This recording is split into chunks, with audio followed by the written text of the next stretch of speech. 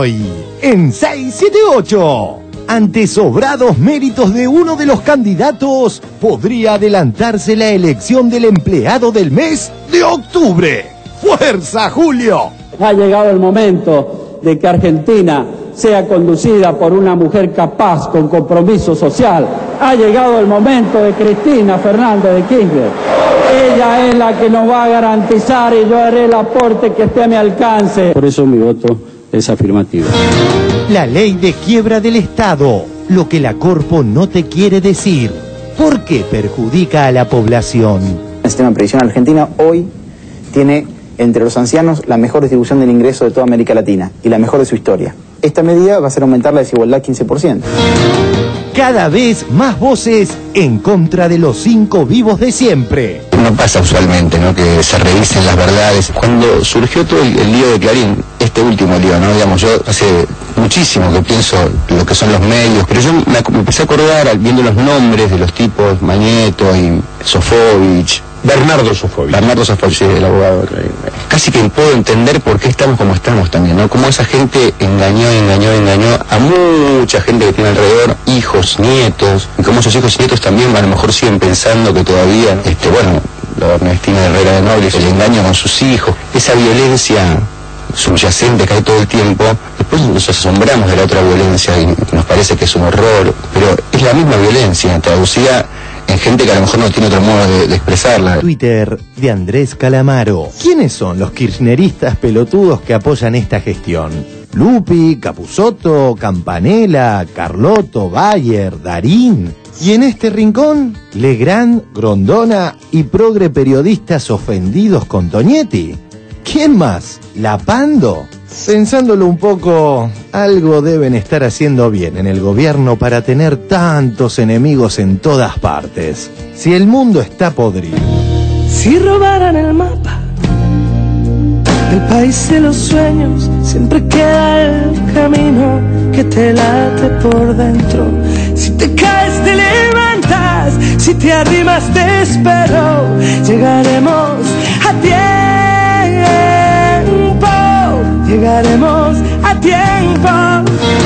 El lado B del milagro, el papelón de Fontevecchia. ¿Siempre tendrá este rigor? Perfil, 22 de agosto de 2010.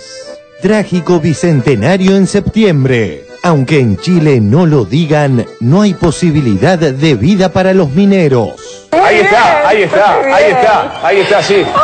Ahí está. Aunque en Chile no lo digan, no hay posibilidad de vida para los mineros.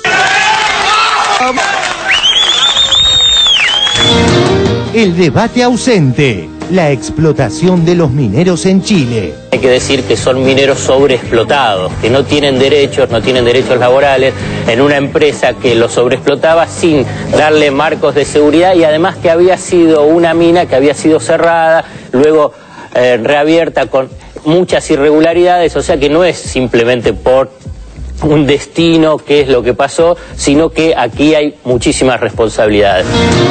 Periodismo bajo tierra, la inoxidable tanqueta que obsesiona a Eliashev.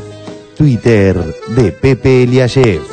Impecable y admirable transmisión de Televisión Nacional de Chile.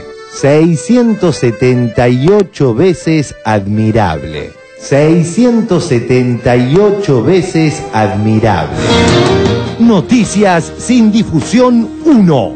En el Perú modelo, agresión de Alan García. ¿E imaginan si era Chávez? Presidente Alan García golpeó a joven por llamarlo corrupto. Noticias sin difusión 2. En el Uruguay que debemos envidiar, a 6 meses de asumir Mujica, paro general con alto acatamiento. Uruguay, masivo paro general por aumento salarial. Noticias sin difusión 3. En el Uruguay que debemos envidiar, cambian la hora. Entonces, ¿quién tiene crisis energética? Portal de noticias Tiempo de Uruguay. Otra vez cambio de hora. Apaga la luz que es de día. Vuelve a 678. El show del chiste. 1. El mundo de Legrand. Es el tema del mundo, señores. El universo habla de Chile. Yo encontré que el presidente estuvo muy medido, muy sobrio, muy ubicado. Hay quienes le critican que hizo proselitismo, otros que decían, querían lucirse él y su mujer, la primera dama. Señores, no estaban en un 5 estrellas, estaban en el desierto de Atacama. 6, 2, un Macri desopilante. Pero el argumento es que no habría manera o forma en estos momentos de conseguir el dinero para la regulación de esa ley. Pero si vos le decís a tu marido, mirá, no hay plata para comprar lomo, y apareces con un tapado de bisón todos los días, y tu marido va a decir, flaca, comprame un poquito de lomo y aflojame con los tapados. 3, pará. 3. Chistazo de página. Página 12. Johnny Barrios trata de arreglar las cosas con su esposa. Sí, yo conocí a otra mujer, pero hace como 70 días que no la veo. 8. 4. En este caso el chiste no es quien lo cuenta. Este es un voto por la equidad social y que la sustentabilidad la vamos a encontrar con una profunda discusión. La sustentabilidad la vamos a encontrar con una profunda discusión. ¡No! Tengo miedo que se rompa la esperanza, que la libertad se quede sin alas. Tengo miedo que haya un día sin mañana. Tengo miedo de que el miedo eche un pulso y pueda más. No te rindas, no te sientes a esperar.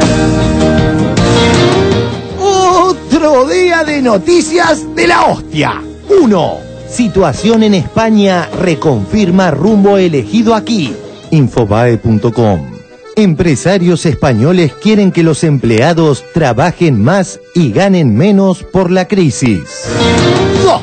La ley de quiebra del Estado será vetada. Diarioregistrado.com. Cristina vetará la ley de desfinanciamiento. 3. Piquito masacró a Top Ten.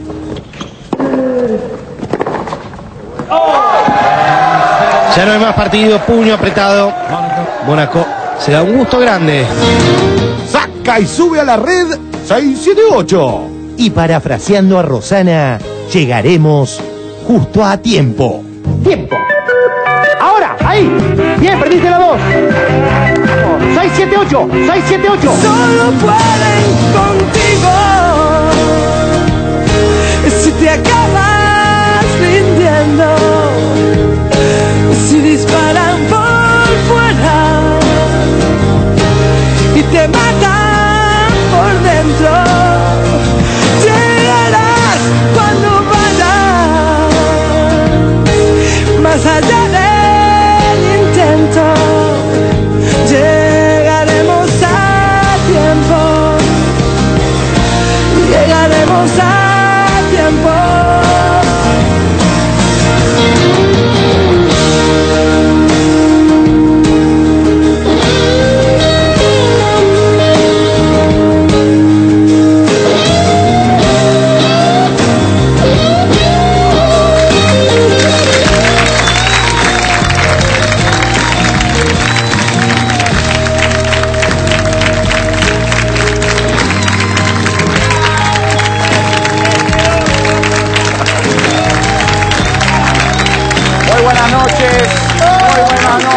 Bienvenidos a 678. Ustedes saben, los acompañamos durante 1 hora y media con este habitual resumen crítico de lo que ocurre en los medios de la República Argentina. Están cambiando la voz los muchachos, me parece.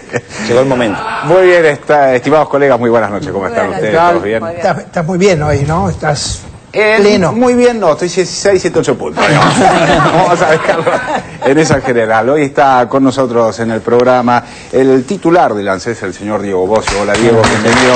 Gracias.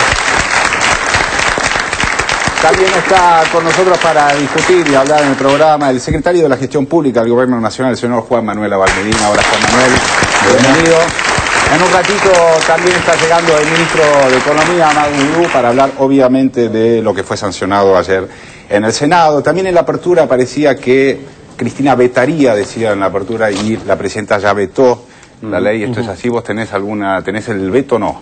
No tengo algunos el veto acá. detalles del veto. Digamos, recién la presidenta en un discurso en la Casa Rosada anunció que vetó la ley de quiebra del Estado, de financiamiento del Estado, que bueno, que ayer la oposición o el Senado de la oposición intentó sancionar. Muy bien, vamos a ver entonces un resumen de lo que pasaba en el día de ayer.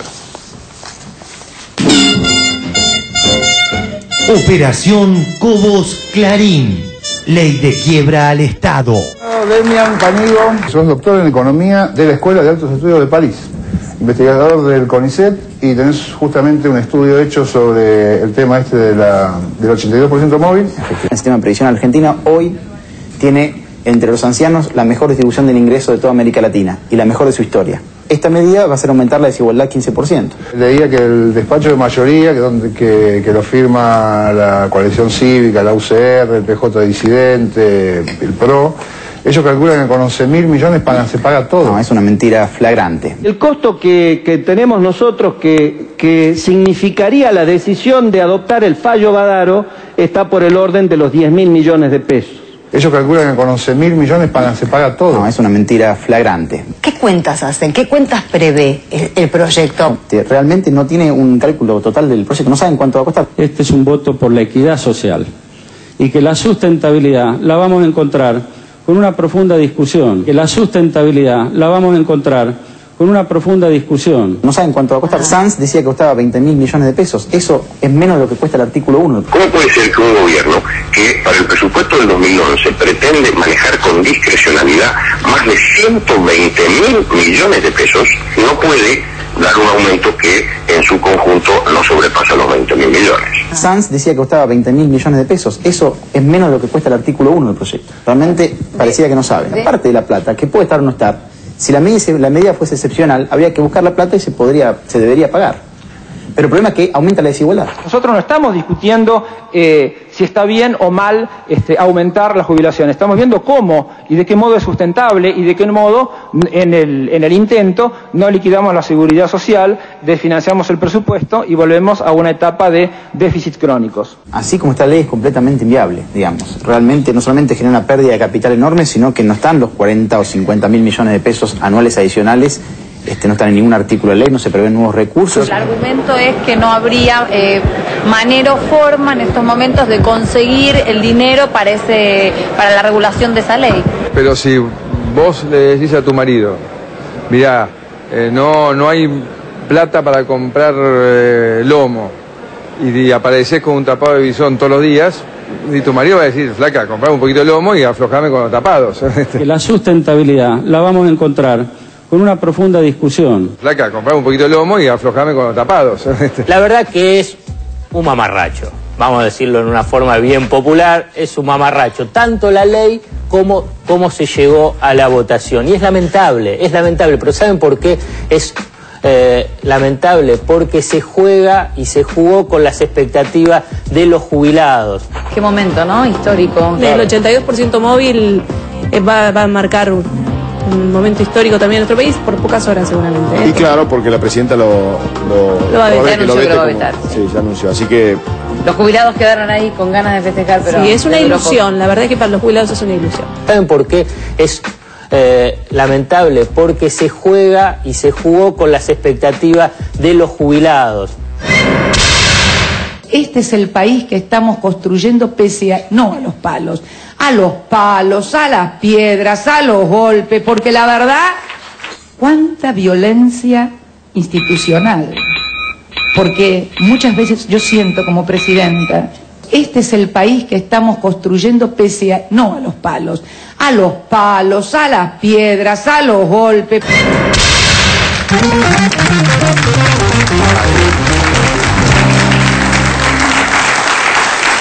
Bueno, Diego, a ver, tu reflexión sobre el tema. No, la hemos dicho en varias oportunidades. En primer lugar, lo primero que quiero aclarar, que no ha habido un gobierno en la historia de la Argentina que haya hecho tanto por los jubilados. Creo que la última vez que estuve acá en 678 lo dije, pero me parece es importante reiterarlo. 2.430.000 nuevos jubilados desde 2003 a la fecha, y hoy tenemos la tasa de cobertura jubilatoria más alta de América Latina.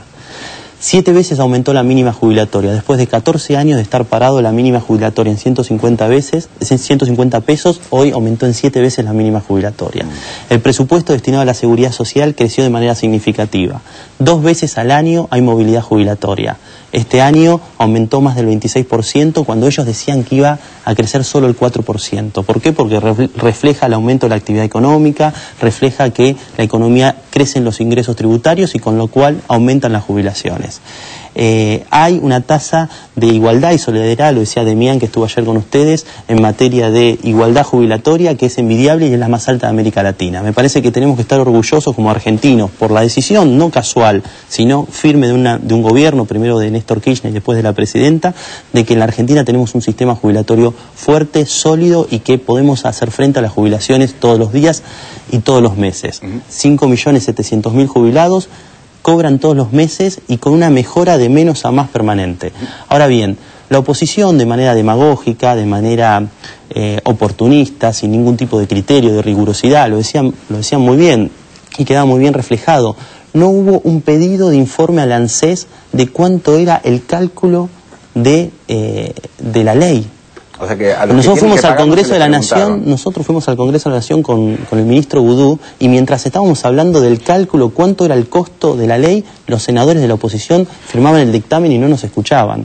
Entonces, faltó rigurosidad, faltó en un tema estratégico, en un tema de Estado, en un tema muy sensible, que es pagar todos los meses la jubilación, en donde uno tiene que prever la sustentabilidad. No hubo apreciación sobre la fuente de financiamiento, en ningún momento la explicaron, en ningún momento dijeron de dónde iban a salir los recursos. Automáticamente, si esta ley se ponía en vigencia, entraba en déficit la ANSES, quebraba el sistema previsional, en una ley de desfinanciamiento del Estado, pusieron en un artículo que teníamos que liquidar el Fondo de Garantía de Sustentabilidad.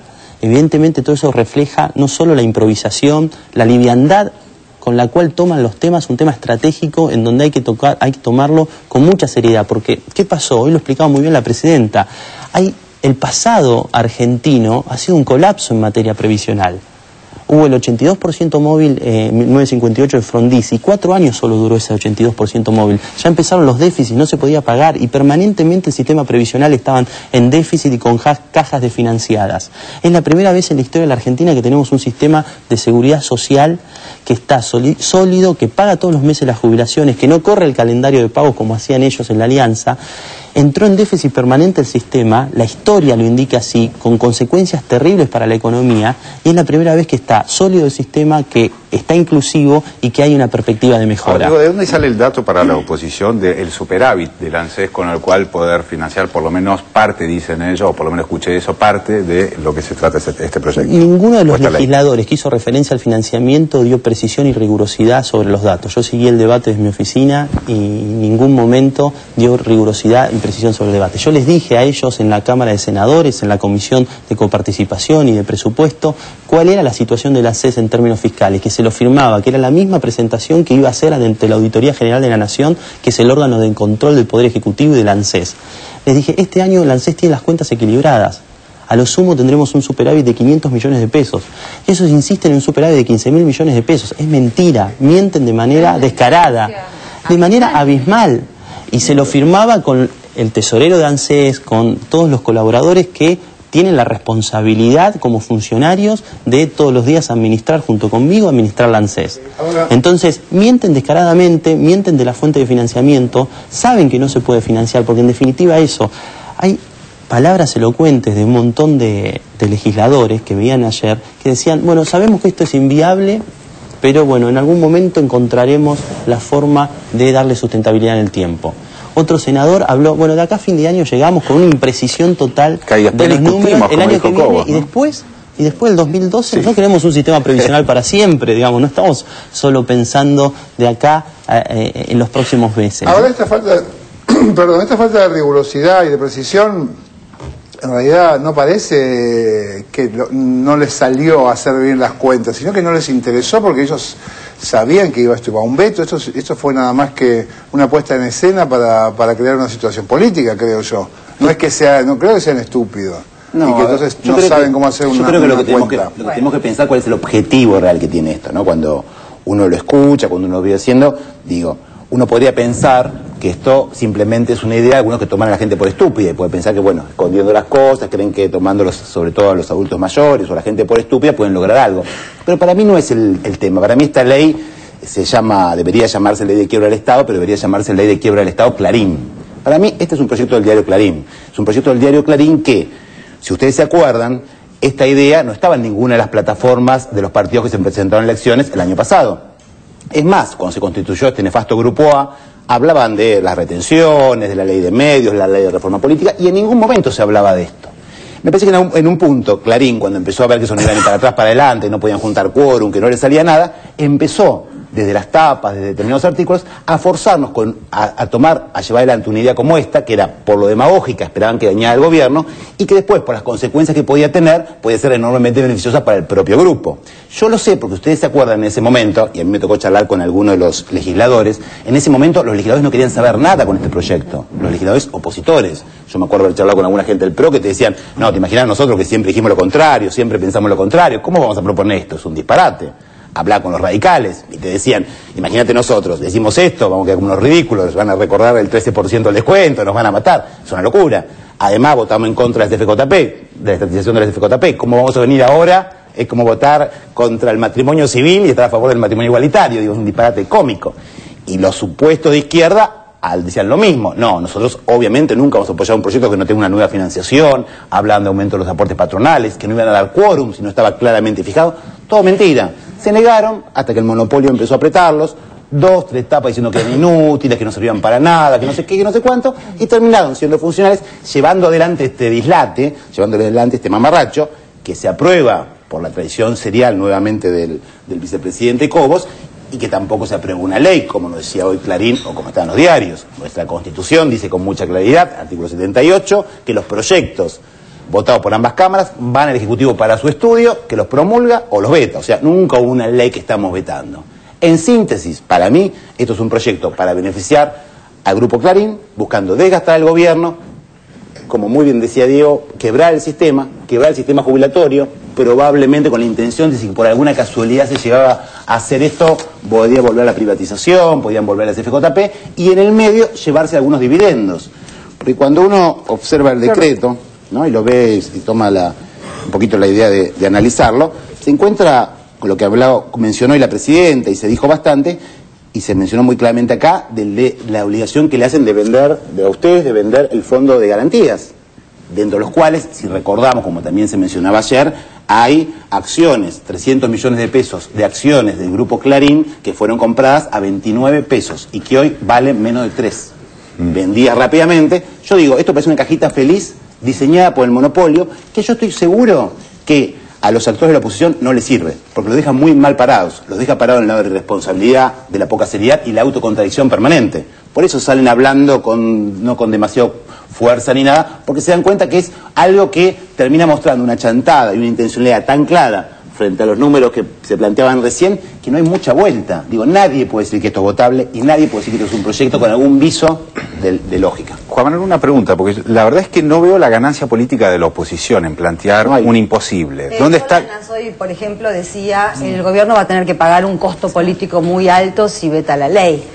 Digamos, ahora, yo creo que ese presunto costo político del veto va íntimamente vinculado a llamar a esta ley la ley del 82% móvil. Me parece que hay que desenmascarar eso, porque ese es el nombre que le puso la oposición y el nombre que le puso la corporación mediática. Pero ayer yo la verdad me quedé muy sorprendida cuando el investigador del CONICET nos explicaba que si se llevara adelante esto, aumentaría en un 15% la desigualdad en la clase pasiva y que habría sueldos de jubilados de 40.000 pesos, mientras que hay un 12% de personas de esa edad que todavía no cobran una jubilación mínima, de modo tal que me parece que lo que hay que empezar a hacer es blanquear de verdad qué se votó y qué es lo que se veta. Bueno, la ganancia es la miseria que veíamos recién hoy ahí en TN diciendo pobre los jubilados, la ilusión. Claro. Y un hecho histórico que duró pocos meses, pocos segundos. Vaya hecho histórico. Eso revela lo que... No, decididamente, es como decía Juan Manuel, acá una de las cosas que se refleja es la liviandad de la oposición y la liviandad por parte del vicepresidente. Yo quiero hacer una pequeña mención al respecto. Primero, es líder de una de las oposiciones Tenemos un informe dedicado al vicepresidente. Bueno, si querés lo podemos dejar para el momento. Después, porque es evidente cómo la poca responsabilidad a la hora según la función que uno le toca y ejercer, la poca responsabilidad que demuestra. Ahora, perdón, una pregunta. Yo creo que quedó en evidencia ayer, bueno, con este economista, este investigador del CONICET, de las implicancias del proyecto que presentó la oposición y que logró la media sanción con el voto de Cobos. Ahora, a mí me parece también que ha habido un déficit de parte del gobierno para explicar realmente la inequidad que implicaba ese proyecto. Yo realmente creo que ayer, como Sandra también explicaba recién, de cómo se reforzaba las jubilaciones que realmente tienen, porque hubo más aportes, tienen una jubilación que suena absolutamente absurda en el contexto de lo que ganan la mayoría de los jubilados, y ese proyecto garantiza eso, no fue explicado adecuadamente, me parece, y entonces quedó que el 82% móvil es un reclamo histórico. A lo que el gobierno no puede llegar, claro, a lo que el gobierno no puede satisfacer. A ver, hay dos cuestiones. Primero, el proyecto es inviable y es impracticable y no están los fondos suficientes, no están los fondos para hacer frente a ese proyecto. Eso es una primera definición. Segunda definición es los artículos del proyecto. El artículo 6, 7 y 8 son incalculables y deberíamos jubilar a todos los 5 naciones. 6 y 7. El 8 no. El 8 me parece que queda fuera. Sería genial. Si era así, sería genial. El 12 nos obliga a liquidar los activos, pero hay algunos que son impracticables desde el punto de vista operativo y administrativo. No tuvieron ningún tipo de consideración al respecto. Pero yo te doy un dato. La aplicación del fallo Badaro, que es uno de lo que proponía, digamos, este proyecto, hoy implica que hay jubilados en la Argentina que ganan en términos brutos 59.000 millones de pesos por sentencia judicial. O hay jubilados que tienen retroactivos superiores a los 2.200.000 pesos este año. Entonces, evidentemente, esto genera una inequidad muy grande en el ámbito de los jubilados. Nosotros hemos tomado una decisión firme y la sostenemos y estamos orgullosos de haberlo hecho, que es aumentar la mínima jubilatoria. Si nosotros hubiésemos seguido los criterios de Badaro para aumentar la mínima jubilatoria, hoy la mínima sería de 527 pesos. Nosotros decidimos aumentar más las mínimas. ¿Por qué? Por lo que decía Demian ayer, el investigador del CONICET. Porque justamente nosotros, uno de los criterios que sostenemos es la solidaridad dentro de los jubilados, para no replicar las diferencias que existen entre los trabajadores y los empresarios que aportan y demás, y en la vejez llegar en los adultos mayores, tener más equidad y más solidaridad. Y el proyecto va contra eso, en el sentido de que aumenta la inequidad y propicia estas situaciones desmedidas de jubilados de 59.000, 54.000, 48.000, todos estos por aplicación del caso Badaro o sentencias judiciales. Muy bien, pasamos a ver si por favor. Porque decía Nora, porque uno en política está acostumbrado, o sea, a veces hay proyectos que son meramente demagógicos e imposibles, que uno los descarta porque sí, digamos, en el mismo discurso, digamos, aumento general de, como propone el Partido Obrero siempre, un mínimo de 7.000 pesos para todo el mundo, digo, ese tipo de proyectos sobre oferta electoral. Y por otro lado, proyectos inequitativos. Este es raro, porque es un proyecto inequitativo e imposible, o sea, combina dos cosas que en general no se dan. Y se vende como demagogia. Claro, cuando uno sobrepromete, en general sobrepromete mejor para todos. Este sobrepromete por un lado, pero a la vez lo hace enormemente inequitativamente. Decís que la alternativa no es lomo bisón. Yo diría que lo de bisón todos los días es un poquito mucho. Habría que tener estas jubilaciones que hablaba Diego antes para poder mostrar un bisón todos los días. Pero bueno, Diego me decía hoy que de aplicarse los cálculos dicen que las jubilaciones más altas aumentarían entre el 80 y el 1000%. 1000%. Y las jubilaciones mínimas el 37%. Claro. Si uno quiere reproducir y ampliar la desigualdad previamente existente, está yendo para otro lado. Claro. Pero es raro encontrar las dos cosas juntas. Por eso uno cuesta explicarlo, porque no se entiende cómo alguien, si quiere hacer una cosa, tendría que ser una sobreoferta, tendría que ser buena. Esto es una sobreoferta, pero a la vez inequitativa. Es una novedad interesante. Igual cuando hablan de tapado de lomo y de bisón, claramente está diciendo a quién le está hablando, ¿no? Porque me parece que a cierto tipo de público. Sí. El corte de carne que usó es el lomo, por eso. No la falda. Sí. Lo que habla también de y bisón todos los días. Es una metáfora de alto rango. Muy alto. Muy bien, vamos muy de arriba, muy de arriba. Vamos a otro informe, seguimos con la ley de quiebra del Estado. En este caso vamos a referirnos, creo yo, al tema del veto presidencial. Operación Cobos Clarín. Ley de quiebra al Estado. Que lo que se sancionó ayer en el Parlamento es la ley de quiebra del Estado. He vetado esta ley de quiebra que ayer sancionó el Parlamento, porque tengo mucha responsabilidad. Son 40 millones de personas que dependen de las cosas que hagamos quienes tenemos responsabilidad en el Estado. Un sector postergado, un sector que fue muy castigado durante la década del 80, durante la década del 90, rápidamente. Durante la década del 80, primer gobierno democrático, Raúl Alfonsín, los radicales declararon la emergencia previsional. Primer ataque, si quieren, a lo que pasaba con los jubilados. La creación de las AFJP, pagar las sentencias con bonos y después la reducción de un 13% en los saberes previsionales a comienzo de este siglo. Si el Estado está obligado a pagarlo, por ejemplo, ¿qué tendría que hacer? Y ¿Cuál sería la bajar, alternativa? digamos, básicamente ajuste de gasto público, digamos, ¿no? Para darle plata a los sectores medios y altos, habría que bajar gastos, no sé, asignación por hijo. Cuando hoy leía en algún diario que se había sancionado un 82% móvil para los jubilados, no, eso no es una ley de 82% móvil, eso es una ley de quiebra del Estado y estafa a los jubilados. Y muchos de los dirigentes que ayer hablaban fueron los que participaron como funcionarios o sentados en las bancas del descuento del 13% a todos los jubilados y a todos los empleados públicos estatales. Bajarle el sueldo a los jubilados. Estamos poniendo esta regla tan firme, durísima, pero creemos que lo tenemos que hacer. Reducción, salarios, pensiones, jubilaciones. La reducción del gasto es ineludible. Si el Estado está obligado a pagarlo, por ejemplo, ¿qué tendría que hacer? Y ¿Cuál básicamente sería bajar, la alternativa? digamos, básicamente ajuste de gasto público, digamos, ¿no? Para darle plata a los sectores medios y altos, habría que bajar gastos, no sé, asignación por hijo. Estamos poniendo esta regla tan firme, durísima. Reducción, salarios, pensiones, jubilaciones. La reducción del gasto es ineludible. Otros también habían decretado el default y todo lo estamos pagando en este gobierno, que no se endeudó nunca y que ha desendeudado como nunca y como nadie al país. Esos dicen que quieren cubrir a nuestros jubilados. Y digo yo, ¿por qué votaron en contra entonces cuando recuperamos los recursos de los trabajadores de las AFJP? Algunos plantean que es medio contradictorio haber votado en contra de la ley de las AFJP y la ley de movilidad jubilatoria y hoy proponer el 82% móvil. Vamos a estar de acuerdo en que si no hubiese salido esa ley de estatización de las AFJP, hoy no se podría estar discutiendo el 82% móvil. Existiendo las AFJP, digamos, era imposible plantear esto. ¿O usted cree que sí? Bueno, tendría que pensar esa respuesta, pero me parece que estamos hablando de cosas diferentes.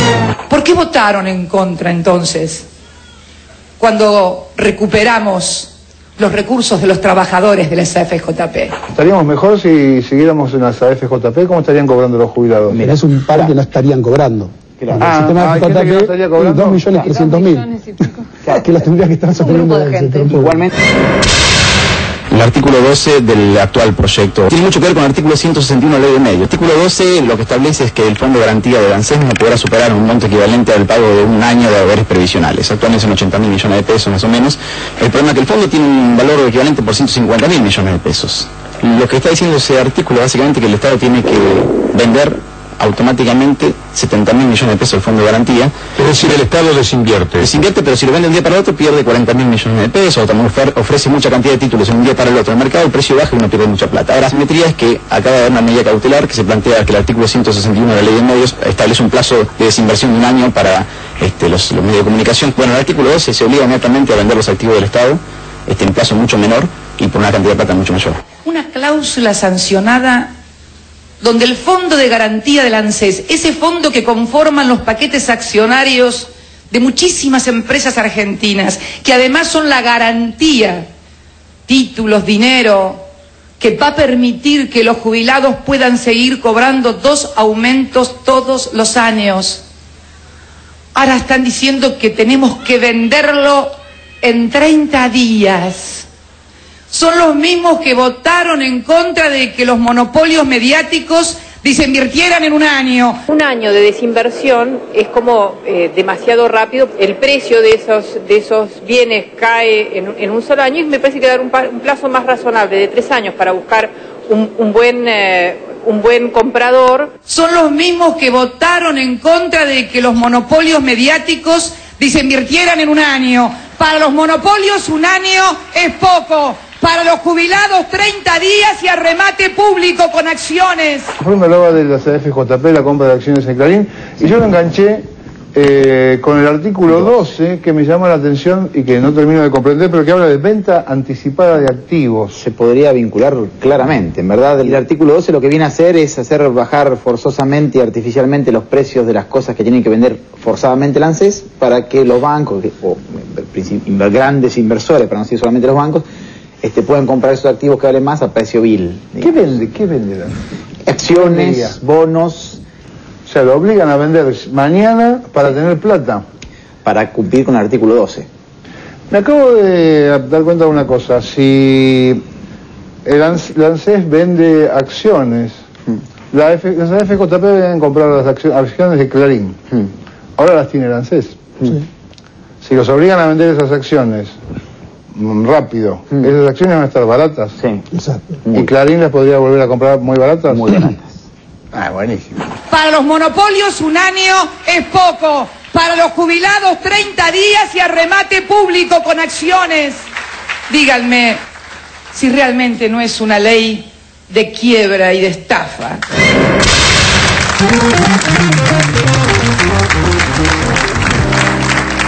Bueno, a ver, ¿qué pasa ahí que están secreteando? Quiero saber los secretos. No, yo le decía que es muy inteligente. Por la cuenta que hizo. Sí, por la cuenta que hizo. Está muy bien, claro. Yo no me entiendo cuando hablo, la gente no me debe entender tampoco. No, se te entiende, Barragán. Se entendió que Clarín podía pasar rápidamente. A ver, estimado Diego.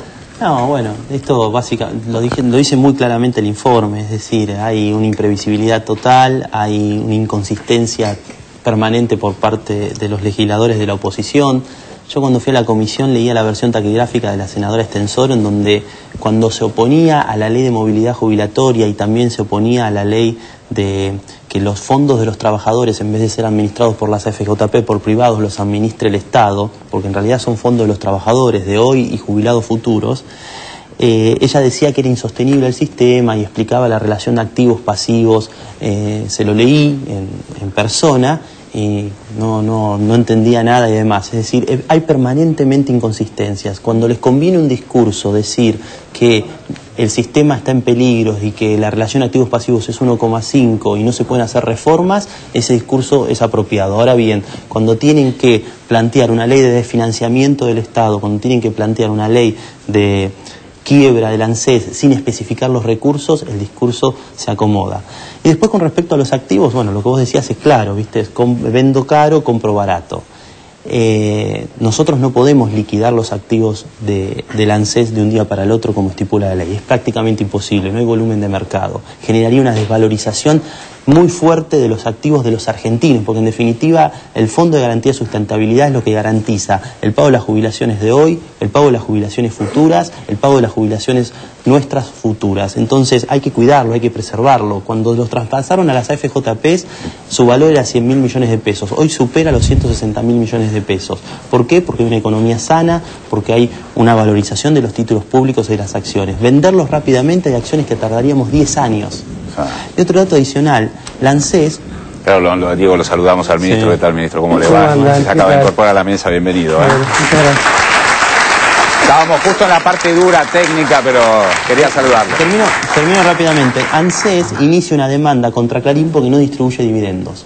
ANSES, Clarín tiene dividendos en los últimos años acumulados por 800 millones de pesos que se le ocurre no distribuirlos. En primera instancia, rápidamente el juez falla a favor de Clarín, ahora está en la Cámara, nosotros apelamos, pero evidentemente hasta ni siquiera los dividendos que generan las empresas del Grupo Clarín que van al Grupo Clarín no los distribuyen. Ahora, ¿qué argumento esgrime para no distribuir esos Supuestamente necesidades de distribución futuras de dividendos, necesidades de sustentabilidad y reinversión de la empresa. Sí, pero sí, yo te pido sándwich de caviar iraní, vos me caes con los tapados de pequineses colgando vivos. Parece que así no va, Ministro, a ver qué tiene para decirnos de esta ley. Bueno, que ayer hemos vivido una jornada de una altísima irresponsabilidad política y también que marca diferencias. Las cosas no pasan de casualidad. En Argentina el sistema jubilatorio estaba destruido. La Argentina estaba endeudada en más de 166% de su Producto Bruto. ¿Qué quiere decir esto?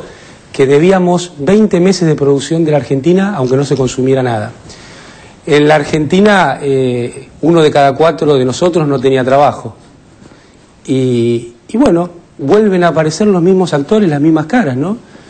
Gerardo Morales, Patricia Bullrich, para quien no recuerda, eran funcionarios de alto rango, ministro y viceministro del gobierno de la Rúa. Un gobierno que nos dijo que vendiendo el avión se arreglaban los problemas del país. Ese es el concepto de administración que ellos tienen.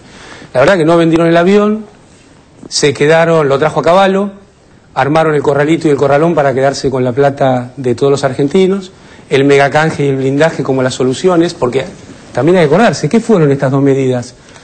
Ser muy duro con los más débiles y blando con los más fuertes. O sea, para pagarle al FMI con el blindaje y el megacanje, le sacaron el 13% a los jubilados y a los empleados públicos. Esa es una Argentina. Otra Argentina, Néstor Kirchner, Cristina Fernández de Kirchner, hoy debemos menos de 3 meses de nuestro PBI. O sea, 20 meses debíamos, hoy debemos menos de 3 meses. El sistema jubilatorio de pie, recuperando los activos, como explicaba recién Diego, 2.700.000 jubilados más que antes, 600% de aumento de la mínima, 350% de aumento del promedio de las jubilaciones, pago de las sentencias. Las cosas no pasan de casualidad.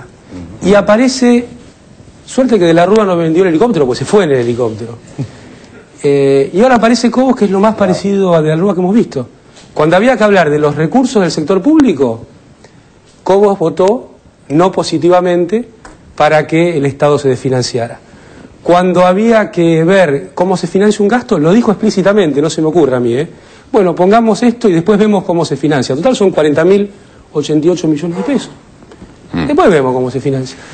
Entonces, son dos concepciones que tienen que ver con la administración, pero me parece sobre todo tienen que ver con la política. ¿Y cuál es la definición política? Que esos gobiernos usaban el 5% del PBI para pagar la deuda externa de la Argentina y el 2% para la educación, para las universidades, para el sistema educativo. En el presupuesto que enviamos 2011 al Congreso, nosotros vamos a pagar 2% del PBI para la deuda y vamos a pagar 6,47% para un mayor nivel en inversión educativa. 2 Argentinas, 2 modelos, en el medio mucha irresponsabilidad. Sí. Estaba pensando, además, retomando un poco lo anterior, ¿no? ¿Cuánto tiene que ver esto con la desinformación? Y vinculándolo con la posibilidad de la venta de los activos y con el fallo reciente de la Corte a favor de Clarín, pensaba, ayer yo me quedé muy impactada porque realmente entendí de qué se trataba. No lo había leído notas, pero no terminaba de entender el espíritu de esta ley. Y realmente me parece que a la luz de lo que aparece, la presidenta no solo tiene la atribución, me parece que tiene la obligación de vetarla. Yo me quedé pensando en esa parte, digamos, porque realmente pedir un imposible desde un poder legislativo que está empezando a tener, si quieren, un panorama de consolidación política a partir de ser opositores o mayoritariamente opositores. Pedir un imposible en ese contexto político, pero es más, me parece como un acto infantil, sí, pero otro más, digamos. Pero es más que pedir un imposible, es pedir un imposible que se sabe, porque uno puede pedir muchos imposibles. No puedo pedir que mañana los árboles sean azules y votarse como algunos proyectos de la oposición parecen serlo en esa naturaleza. Pero esto es pedir una cosa que de cumplirse desfinancia al Estado, destruye el Estado. O sea, está pidiendo al Poder Ejecutivo que se suicide en parte de su atribución legislativa. Y esto es como, decías vos, yo jugando un poquito a ser productor 678, como algunos para dice, me trajo a lo que hablábamos recién, ¿no? Esto fue la etapa de Clarín del recorte jubilatorio. ¿No? Había mucha bronca con el recorte. No. De la Rúa, el recorte es la única salida y no es negociable. De la Rúa, el presidente, doy la vida por esta pelea. Coraje del presidente, la fuerza del presidente. Claro. Así se trataba esto que escribía Amado, así se relataba la realidad argentina. Cuando estaba recortando a los jubilados, y perdón, si ven acá, lo pueden buscar cualquiera por internet, es muy fácil. Jubilaciones, la poda se hará a partir de los 300 pesos. O sea, para Clarín, para De la Rúa, para ese gobierno, 300 pesos es una jubilación muy alta. Hoy la mínima es enormemente más alta que esto. Digo, esto es la Argentina que estamos hablando. Esto es lo que nos habla, entre esta etapa y la etapa de hoy, lo que es el nivel de la chatura de la dirigencia política argentina. Vamos a seguir hablando obviamente del tema. Ahora vamos a pasar a la duplicación de la actitud del vicepresidente Cobos ayer cuando le tocó votar. Lo vemos. La ley de quiebra del Estado. La nueva operación Cobos Clarín.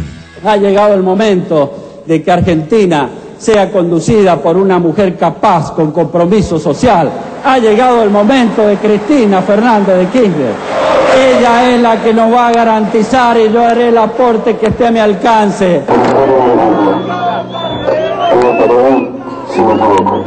El voto no es positivo. Obviamente somos parte del gobierno, somos oficialismo y nuevamente apoyar la decisión del gobierno y encontrar con una política de Estado la sustentabilidad que merece el sistema previsional. Por eso mi voto es afirmativo, apoyar la decisión del gobierno.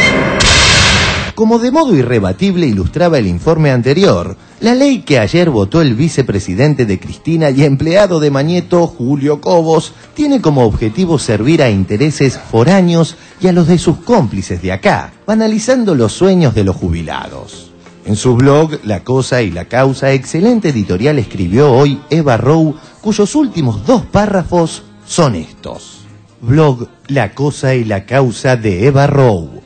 La mano de Dios de la oposición. El triunfo de los pérfidos nunca es igual al de los que ganan en buena ley. Está manchado de algún pecado original. La oposición no puede lograr una mayoría pura y legítima sin tener que apelar a la traición de Cobos. Los triunfos le son tan humillantes como las derrotas. Y aquí es donde la metáfora del mutilado Maradona que aborrecen encarna en ellos. No pueden meter un gol que no sea con la mano de Dios de Cobos. Es notable cómo el creciente fenómeno de la comunicación horizontal ofrece toques de brillantez ausentes en, por ejemplo, el sistémico Juaco. Pero vayamos a la historia del traidor de poca monta. El cómplice cuchicheo que Clarín tapa y Página 12 hace tapa, desmiente al archivo de Gerardo Morales. Hay un montón de gente, ex afiliados al radicalismo o echados por ustedes del propio Cobos. A mí me encantaría hacer un reportaje a Cobos hoy. No, a ver, Cobos es un caso perdido. Sí, está perdido. Cobos está perdido. Está perdido totalmente. Está expulsado ese señor y no hay vuelta con ese tema. Está expulsado ese señor y no hay vuelta con ese tema. ¿Por qué le perdonan aquello por lo cual lo habían echado de por vida a Cobos en el radicalismo? El Tribunal de Disciplina y de Ética de nuestro partido ha resuelto 2 cosas. Primero, levantarle la sanción que se había impuesto a Julio Cobos, cuidando el partido para que hoy haya partido, para que los que quieran volver vuelvan. Está expulsado ese señor y no hay vuelta con ese tema. Tras su titubeante voto no positivo, el monopolio dio a Cobos tratamiento estelar. No era para menos. Había sido funcional a los intereses de los grandes productores agropecuarios, entre los que se encuentran los directores de Clarín.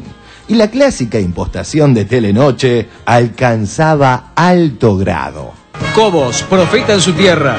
Para el vicepresidente todos son agasajos. Llegó a Mendoza ovacionado.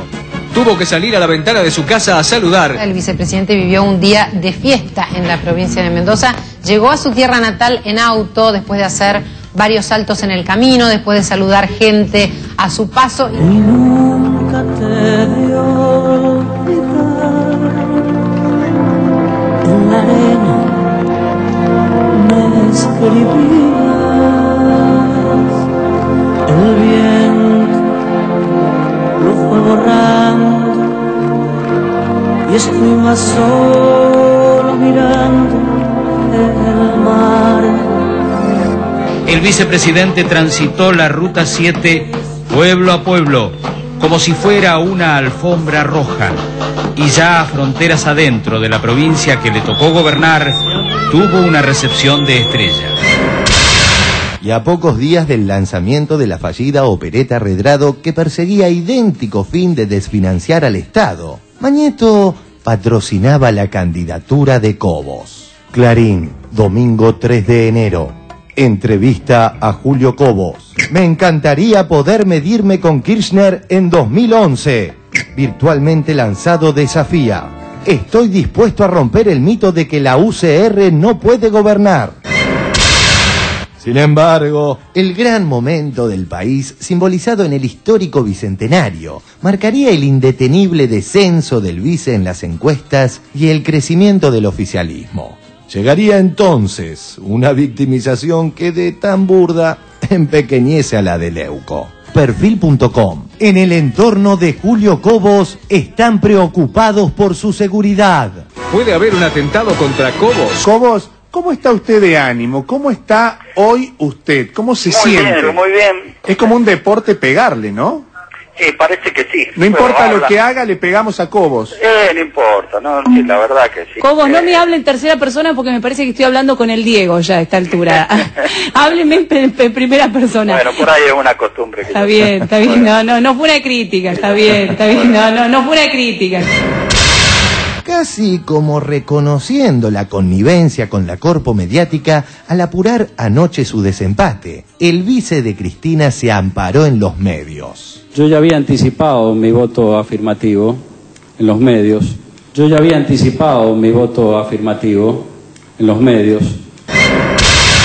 Con seguridad, nuestro periodismo independiente sacará a la luz estos archivos de cuando Cobos vetó en Mendoza el 82% móvil. Antes de las elecciones se hace una reunión del radicalismo en Vicente López y Cobos dicen en ese acto que el Frente para la Victoria ganaba solo, que no lo necesitaba a ellos, que a ellos los invitaban a formar parte de un proyecto político. Fíjense el gesto que está teniendo entonces. Esto es lo que es más cuestionable de todo eso, ¿no? Sobre todo porque en Mendoza lo vetó el 82%. Diario Los Andes, 12 de enero de 2006.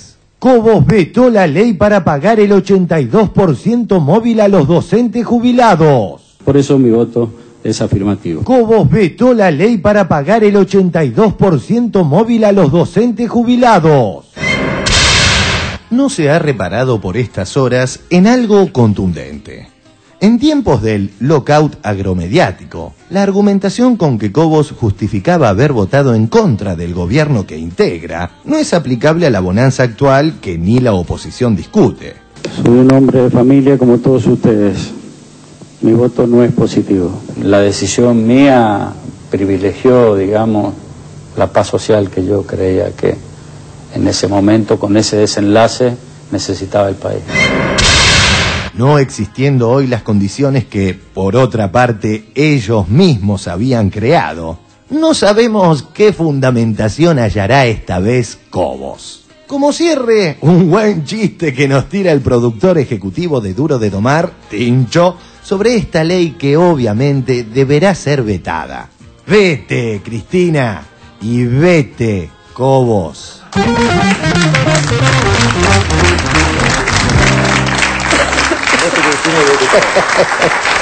Vete sería, vete. Le mandamos un abrazo al Tincho. Bueno, ministro, a ver, ¿qué tienen para decirnos? Volver sobre lo mismo porque me parece que son cuestiones políticas y las cuestiones políticas tienen que ver para quién gobierna uno. Y cuando uno gobierna para las corporaciones necesita un Estado desfinanciado, un Estado endeudado, un Estado pequeño, porque justamente los poderosos necesitan un Estado a su medida y a su servicio. Por ejemplo, desde achicar el Estado es agrandar la nación, el eslogan de los militares, papel prensa al servicio de las corporaciones, el fútbol en manos de las corporaciones, es decir, un Estado ausente que permite que se privatice el sistema jubilatorio, que permita que se capture una cuestión cultural como es en Argentina el fútbol, que permite que haya gran desempleo. Total, los que más tienen no necesitan del Estado, justamente todo lo contrario. Entonces, por ignorancia, cosa que creo bastante improbable, o por convicción, Cobos y toda esta claqué que hay de políticos que hacen política sentados de la sociedad rural o desde la casa de Mañeto, pretenden un Estado débil, un Estado que se arrodilla ante el Fondo Monetario, que no pueda tener la asignación universal por hijo, que se tenga que endeudar para pagar las jubilaciones. Y nosotros estamos en la vereda enfrente. Nosotros queremos un Estado que pueda accionar en la economía para que en una crisis como el del año pasado tengamos una presidenta con la convicción, pero también con la potencialidad, con la posibilidad y con la valentía de instrumentar medidas para que en Argentina hayamos sorteado la crisis y tengamos un 2010 con mucho crecimiento. Esto no pasa de casualidad. A mí me impresiona la confesión de parte de Cobos, ¿no? Nunca hubiese esperado ese sinceramiento, decir, bueno, aprobamos esto y después vamos a ver cómo lo sustentamos. La verdad que me parece incomprensible. Es un poco, la verdad es que para un funcionario de ese nivel es un nivel de irresponsabilidad. Un funcionario del Poder Ejecutivo. Sí, claro, pero recordémoslo, ni siquiera está hablando como legislador. Bueno, ese es el otro. Del Poder Ejecutivo. Sí, sí. El Poder Ejecutivo dice eso. Digo, ya lo de Cobos creo yo que escapa a cualquier tipo de análisis, y solo puede entenderse por lo que decía Amado, de cómo está jugando un rol muy tan descarado a favor de las corporaciones que lo van cuidando.